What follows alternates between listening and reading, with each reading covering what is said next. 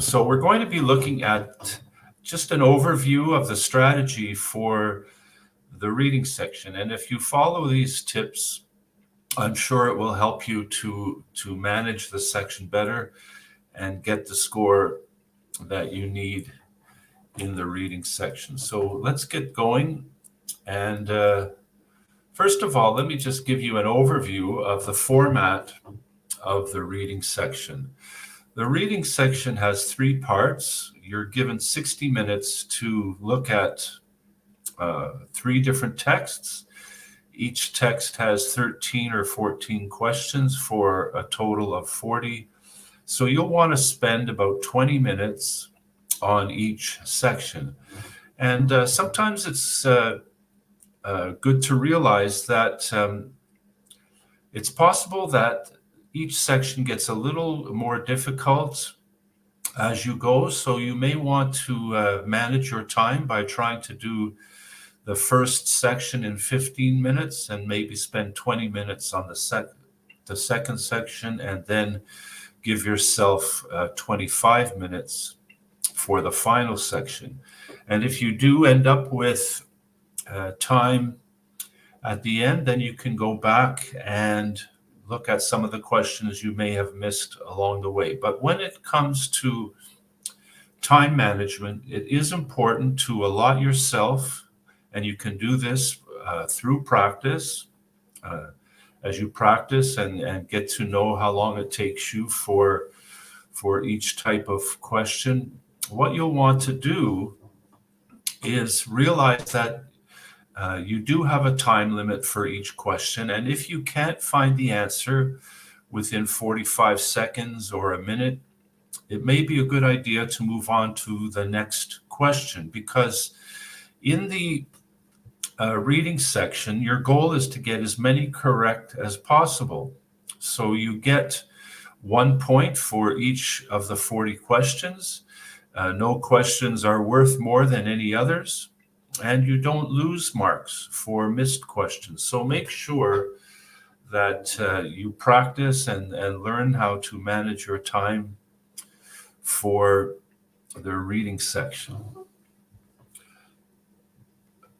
In the reading section, there are about 12 or 13 different question types. And as you practice, you'll want to find out the specific strategy or techniques for each of these questions. Today, as we go through, I'm going to be using multiple choice as an example. But if you subscribe to this YouTube channel, there is a playlist that includes techniques and tips for every specific question in the reading section of the IELTS exam. So don't hesitate to subscribe and check out these videos about the specific question types in the reading section. So as an overall strategy, there's basically 6 things that you'll want to make sure that you are well aware of and that you accomplish for each set of questions. And the strategy for the reading section is, before you even look at the passage or the text, you start with the questions. And you want to read the questions first. You want to follow your strategy for preparing to answer those questions. And the reason for this is, once you've gone through the first set of questions for a reading passage and you've taken a good look, you'll already have a good idea of what the passage is about. So that when you do end up going to the passage and the text for the first time, you'll already have an idea of what the passage is about, and it won't be totally unfamiliar to you. So you won't have to worry about coming to a strange text for the first time, because you will have already looked at the questions. And the one thing to overall to remember about this strategy is, you're not seeking to understand the text or understand everything about the text. You don't have to have any prior knowledge of the text. You're simply looking to identify key information and the information that will help you answer the questions. And that's the other reason for starting with the questions first. So let's go through step by step how you can manage this strategy for the reading section. So the first thing you'll want to do is you'll want to start with the questions. And regardless of the type of question, for example, today we're looking at multiple choice, you want to start with the questions and become familiar with the topic through the questions first, and then go and look at the text. The next step that you'll want to take in your strategy is to read the instructions. And reading the instructions is so important because this is where you really make sure that you understand the task that you have to achieve for these set of questions. And I'll just say one thing about task achievement when it comes to the IELTS exam. Whether it's the speaking or listening, the writing or the reading section, task achievement is always 25% of your mark for that section. So this is why it's so important to read the instructions and make sure you understand the task that you have to complete for each section that you're facing. And once you come to the instructions and in the reading section, you read them carefully, make sure that you underline and or even just put a check mark beside them just to confirm in your own mind that you've read the instructions. I can tell you from experience with hundreds of candidates who I've helped to do the IELTS exam, that just being careful enough to pay attention to the instructions and the task achievement portion of the IELTS exam, you can raise your band score by 1 point simply by making sure that this is the first and most important step you do in every section of the IELTS exam. So be sure to read the instructions and underline them and mark them and make sure you're well aware of the task that you have to achieve. The next step in the reading section, and this is such an important strategy, and it's the keyword strategy. And I'm going to give you a quick overview of the keyword strategy and how to use it here. But again, I just want to remind you that if you subscribe to this YouTube channel, there is a video in the reading section and the reading video playlist where you can find a detailed video about the keyword strategy where it goes into even more details than I'm going to mention today. So first of all, when it comes to the keyword strategy, the idea is to underline or mark keywords that will help you identify the information that you are looking for. You'll use the keyword strategy in both the questions and in the text. And again, you begin with the questions, and the type of words that you're going to always want to mark are proper names of places, of people. And you're going to want to mark these proper names because they often help you navigate through the text quite easily and identify if you're in the right section for finding the answer that you need. In the reading section, dates and times and numbers are also very important, again, because it's one of the simplest ways to find the information that you are looking for. You're going to want to underline or mark unique or technical terms. As I've already mentioned, you don't have to have any prior knowledge or even complete understanding of the text. So there may be times that there are words that you haven't seen before because they're unique to the topic of the text or technical words. And I should mention too that if there are some words that are very unique or words that are technical terms, quite often a little glossary will be included with the text where they will give you the definition of these words. But again, you really don't have to understand these words. What you want to do is be able to identify them and use them to find key information.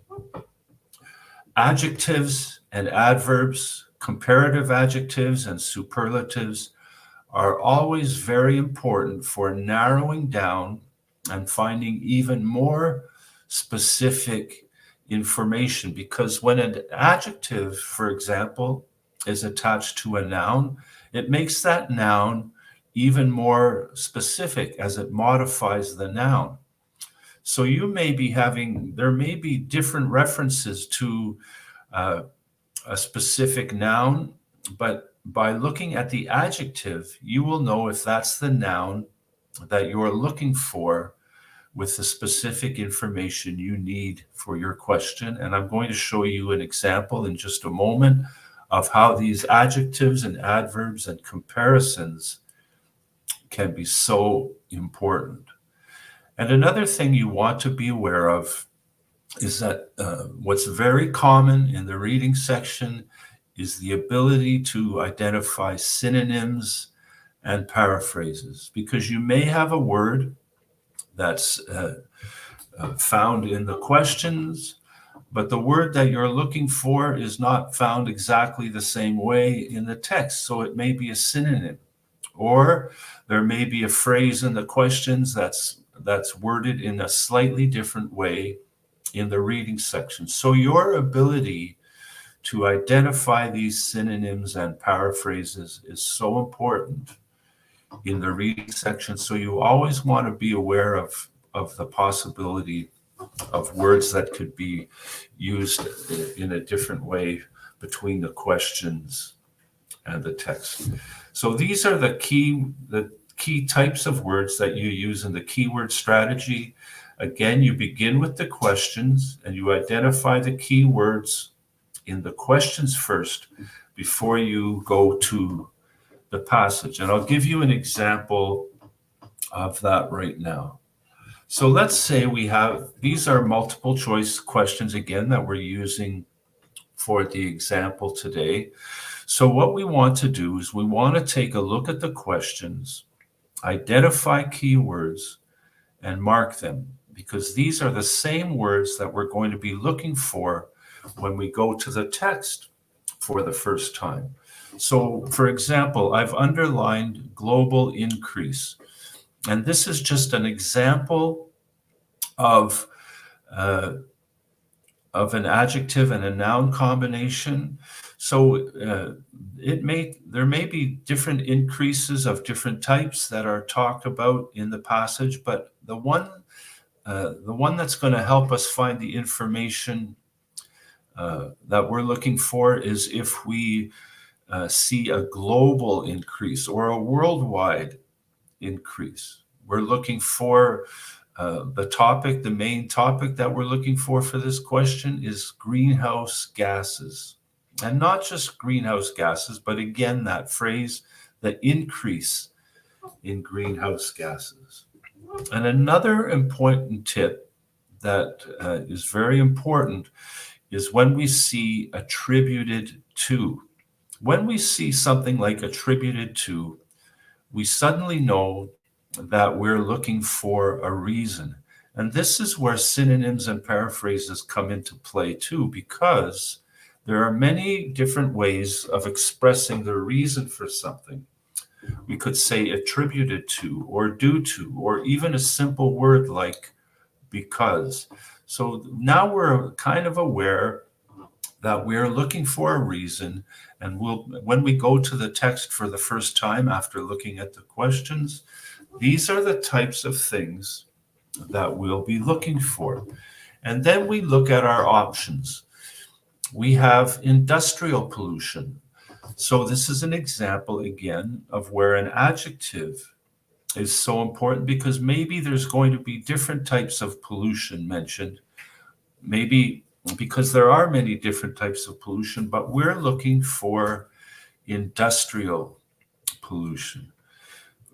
Coal mining could be another cause of greenhouse gases, so we're going to underline coal mining. And again, There could be different types of mining, but we're looking for coal mining.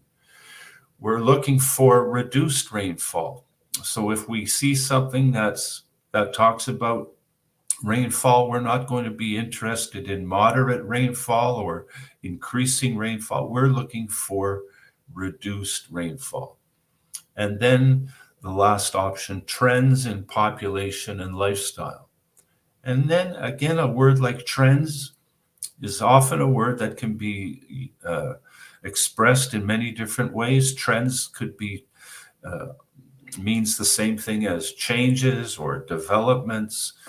So we just want to be aware again of words that could obviously be have a synonym or a different word used for it in the text. And this is often the case with words that are very common and have lots of different ways of expressing them. In our second question, we're also thinking about greenhouse gases, but this time we're only concerned with greenhouse gases that are created by coal, because again, the text may refer to many different types of reasons for greenhouse gases, but we want to identify greenhouse gases that are only created by coal. We're always trying to narrow down our options and limit our options so that we can find the most specific details. So these are the types of words that we want to use when we're using the keyword strategy. And then when it comes to our options, it's fairly simple. In this case, we're looking at different numbers. And you can see again why we always mark numbers when it comes to our keyword strategy, because they're very often very specific clues to the answer that we're looking for. So once we've looked at the questions, we've only looked at 2 here. I believe that there were 4 or 5 different questions for this section of questions. But just to give you a good idea of how the keyword strategy works and the overall strategy for the reading section, once we've looked at all the questions in the first section, we've marked the keywords, we already have a good idea of what the text is about. So now we're going to go to the text. And our first step when we look at the text is to skim the passage. Now, there are 2 ways that we approach the passage in the reading section, and I'm going to explain both of them to you in the next couple of minutes. One is skimming, and the other is scanning. So let me just tell you the difference between skimming and scanning. Skimming is when we go through the passage for the first time. And when we go through the passage for the first time, even though we've only looked at the first set of questions, we are not necessarily looking for specific answers to questions. We're going to take our keyword strategy and we're going to go through the whole passage without stopping. And what we're going to do is we're going to read every word as quickly as possible and mark the key words. Now remember, when you're reading the text, when you're reading this passage, you're not reading to understand everything. You don't have to have any prior knowledge of the topic. You're just looking for important information. So you're going to look at every word, read every word, and go through the whole passage as quickly as possible so that you only have to do this once. You only want to skim the passage once and mark all the key words. So we've already identified some key words in the questions. So we're definitely going to want to mark the words that we've already marked in the questions.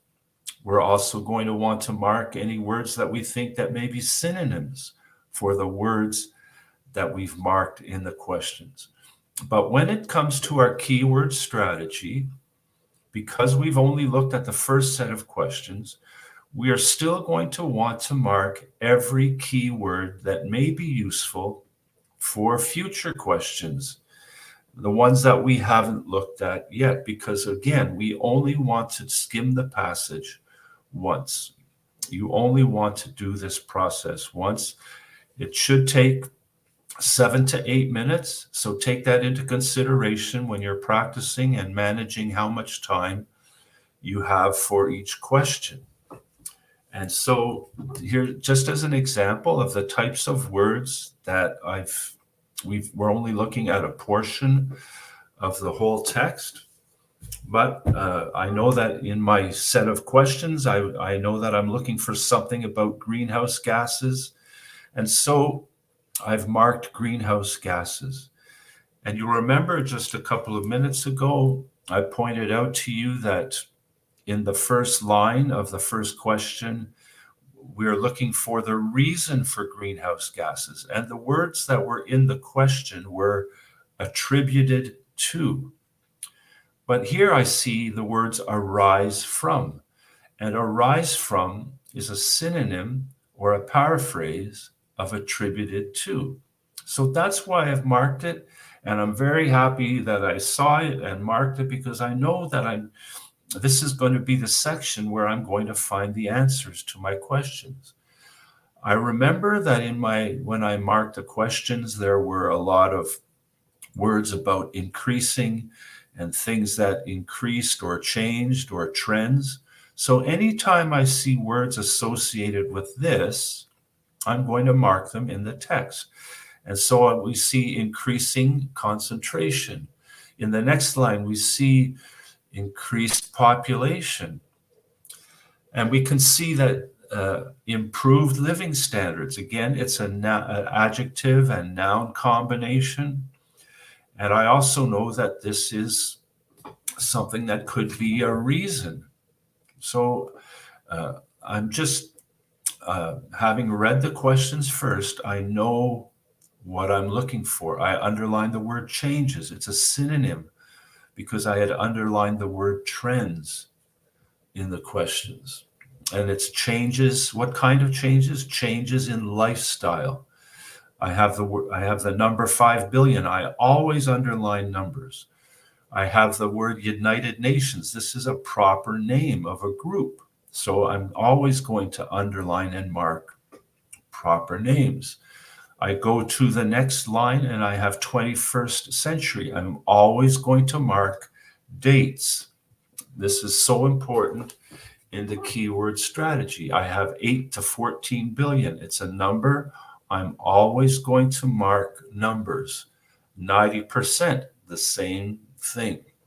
I see the word increase again, so I'm going to mark it. I see that it's taking place where? In developing nations. And I remember that there was something about nations in the words and the questions that I looked at already. I see the word greenhouse gas emissions again.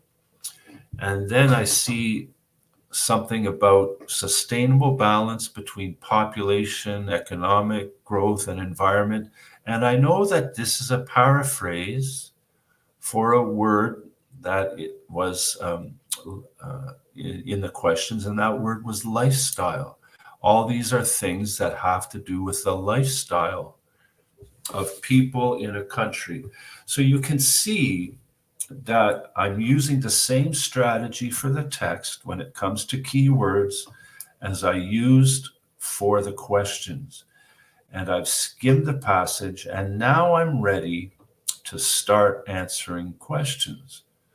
And what I want to mention here about skimming the passage, and again, this comes with practice.